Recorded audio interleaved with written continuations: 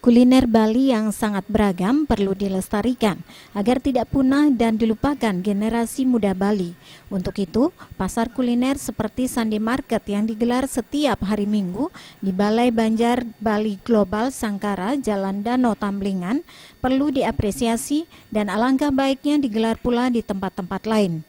Pasar kuliner merupakan langkah yang tepat untuk melestarikan kuliner Bali selain menghidupkan UMKM di Bali.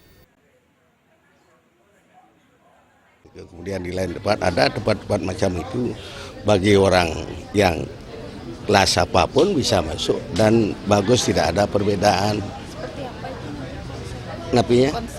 Konsepnya ini ke napi ya pasar sengon atau kalau lebih ditinggikan lagi napi mana istilahnya ini ke cara di Singapura kan bentan masih kan tempat dia sediakan untuk kita ke sana ini kan harga yang bagus lah.